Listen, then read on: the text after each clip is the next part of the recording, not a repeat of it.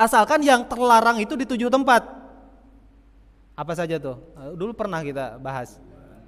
7 tempat kita tidak boleh sholat di 7 tempat itu. Semua bumi boleh kita pakai tempat sholat, kecuali 7 tempat ini. Yang pertama, kuburan. Kedua, toilet. Yang ketiga,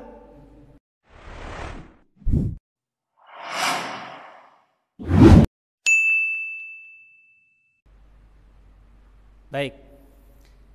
Hadis yang pertama dari tayamum ini adalah, bismillahirrahmanirrahim, saya bacakan.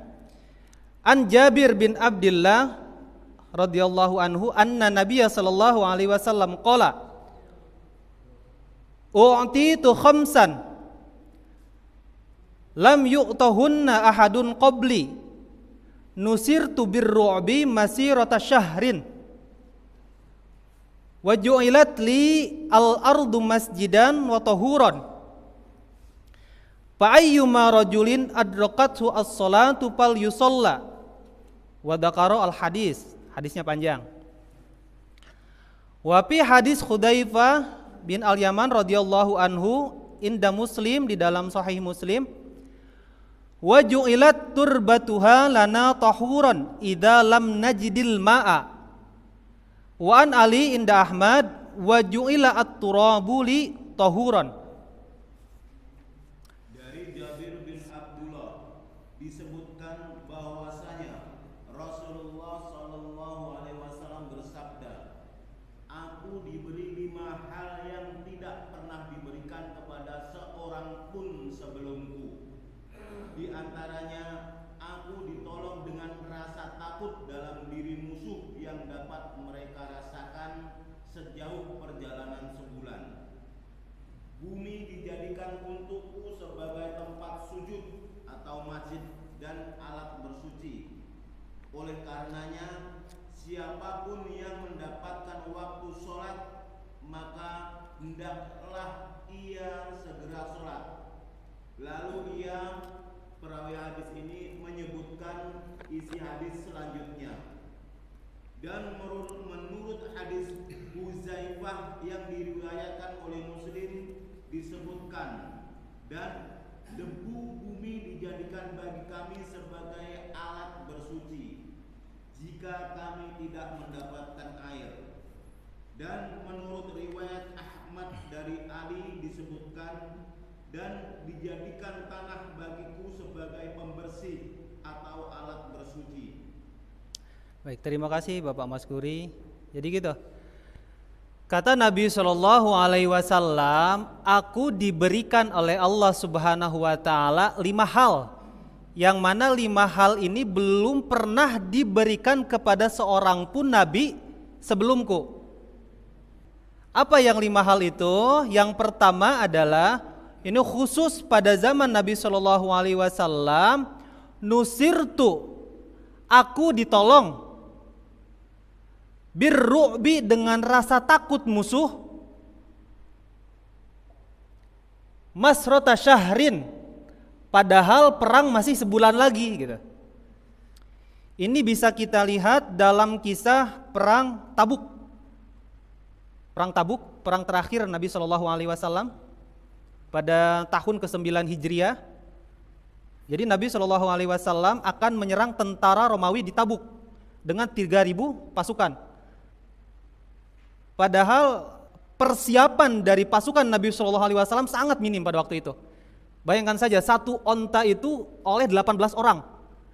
Jadi misalkan 1 kilometer si A, ganti lagi 1 kilometer si B, nah gitu. Sampai 18 orang itu, satu ontanya, ke Tabuk. Tapi ternyata setelah sampai di Tabuk, tentara Romawi itu tidak berani menghadapi tentara kaum muslimin pada waktu itu. Mereka sudah gentar duluan. Nah ini, wa nusirtu birru'bi masirata syahrin, dan aku ditolong oleh Allah Subhanahu Wa Taala dengan rasa takut musuh. Padahal perang belum terjadi. Kemudian Nabi Shallallahu Alaihi Wasallam, keistimewaan keduanya itu adalah beliau Shallallahu Alaihi Wasallam, wa ju'ilat li al-ardu masjidan wa tahuran. dan bumi dijadikan untukku sebagai masjid atau tempat sujud, dan bisa dijadikan untuk alat bersuci tanahnya. Fa ayyuma rajulin min ummati adrakathu as-salatu falyusalli, maka siapapun umatku yang jika dia mendengar azan tetapi tidak menemukan masjid, maka sholatlah dimanapun dia berada. Nah itu. Jadi kalau nabi-nabi dulu itu tempat sholat itu harus khusus, tidak boleh di tempat terbuka di lapangan. Jadi harus ada tempat khusus, sampai membuat mihrab. Tidak boleh di sembarang tempat, harus ada tempat khusus untuk sholat. Nah, khusus untuk Nabi SAW dan umatnya boleh sholat di mana saja asalkan sudah waktu masuk sholat. Sudah masuk waktu sholat. Asalkan yang terlarang itu di 7 tempat. Apa saja tuh? Dulu pernah kita bahas. 7 tempat kita tidak boleh sholat di 7 tempat itu. Semua bumi boleh kita pakai tempat sholat kecuali 7 tempat ini. Yang pertama, kuburan. Kedua, toilet. Yang ketiga, tempat sampah. Yang keempat, tempat pemotongan hewan. Yang kelima, di tengah jalan. Tengah jalan. Yang keenam, tidak boleh sholat itu di kandang unta. Kan unta kita nggak ada, kandang kerbau, kandang sapi tidak boleh. Tapi uniknya kita boleh sholat di kandang kambing.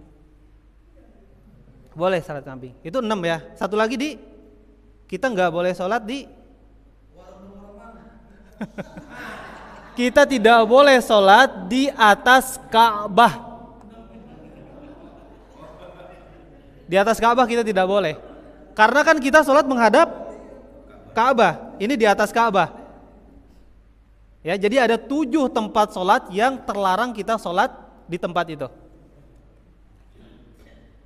Baik, bapak-bapak yang dirahmati oleh Allah Subhanahu Wa Taala. Kemudian, nah ini bab kita adalah mengenai watahuron. Tanah itu boleh dijadikan alat bersuci. Syaratnya 2. Yang pertama, jika tidak menemukan air. Syarat yang kedua, jika kita terhalang menggunakan air. Biasanya karena sakit. Nah itu kita simpan dulu, kita bereskan hadis yang ini. Keutamaan Nabi SAW yang ketiga dari hadis ini adalah tidak disebutkan di sini. Tapi kata Nabi SAW, wa uhillat al-maghanimu wa la tahilla li ahadin qabli. Aku dihalalkan oleh Allah Subhanahu wa taala boleh mengambil harta rampasan perang. Ghanimah. Padahal nabi-nabi sebelum Nabi SAW tidak ada yang diizinkan oleh Allah Subhanahu wa taala mengambil harta rampasan perang. Jadi nabi-nabi dulu setelah mereka beres berperang, kayak model Nabi Daud, menang perang, dapat harta rampasan atau namanya ghanimah. Nah, ghanimah ini dikumpulkan, dirampas memang dari musuh, dikumpulkan di suatu tempat dan nanti tiba-tiba datang api untuk melahap ghanimah itu. Jadi dimakan sama api ghanimahnya, terbakarlah semuanya. Nabi-nabi terdahulu seperti itu. Tapi khusus untuk Nabi SAW, ghanimah boleh dirampas dan dibagikan. Nah itu keistimewaan Nabi yang nomor 3. Sekarang yang keempat, yang diberikan oleh Allah Subhanahu Wa Taala kepada baginda Nabi SAW adalah wa u'titu asy-syafa'ata, dan aku diberikan hak memberikan syafaat nanti di hari kiamat.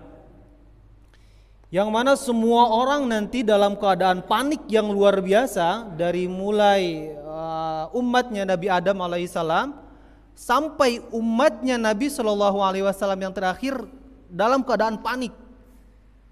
Jangankan umat yang ecek-ecek, para ulamanya, para aulianya, para nabi pun panik pada waktu itu. Dan semuanya memerlukan pertolongan. Dan satu-satunya yang bisa memberikan pertolongan adalah baginda Nabi Shallallahu Alaihi Wasallam.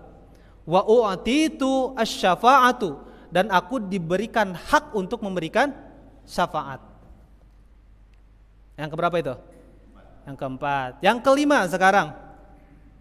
Wa kana nabiyyu yub'asu ila ummatin khassah. Jadi nabi sebelum Nabi Shallallahu Alaihi Wasallam itu diutusnya itu hanya untuk umat tertentu saja. Misalkan umatnya Nabi Isa alaihissalam, Nabi Isa berdakwah khusus untuk kaum Bani Israel. Umatnya Nabi Musa alaihissalam, beliau khusus mendakwahkan tauhid itu untuk kalangan Bani Israel, tidak boleh keluar. Nabi Ibrahim alaihissalam bisa mendakwahkan apa yang diperintahkan oleh Allah Subhanahu wa taala adalah sekitaran Babilonia dan daerah Mesir. Nah, itu. Dan untuk Nabi Shallallahu Alaihi Wasallam adalah wa bu'istu, dan aku diutus ila annasi ammah, aku diutus untuk keseluruhan manusia. Dan dalam hadis lain dengan riwayat yang seperti ini, Nabi Shallallahu Alaihi Wasallam bersabda, wa bu'istu ilal ahmari wa ilal aswadi, dan aku diutus untuk manusia dan untuk kalangan jin. Nah, gitu. Jadi dakwah Nabi itu tidak hanya menyentuh manusia, termasuk jin. Manusia dan jin yang mana? Yang dari zaman Nabi SAW sampai nanti akhir zaman. Itu berlaku syariatnya Nabi Muhammad SAW. Makanya nanti akan turun di akhir zaman, salah satu tanda akan terjadinya kiamat, turun Nabi Isa alaihissalam mengikuti syariat Nabi SAW. Nah, itu. Wa bu'istu ilan nasi ammah, dan aku diutus untuk keseluruhan manusia, tidak hanya manusia, sampai kalangan jin. Nah, itu dari hadis ini. Jadi 5 keistimewaan Nabi Shallallahu Alaihi Wasallam yang tidak diberikan kepada nabi-nabi sebelum beliau.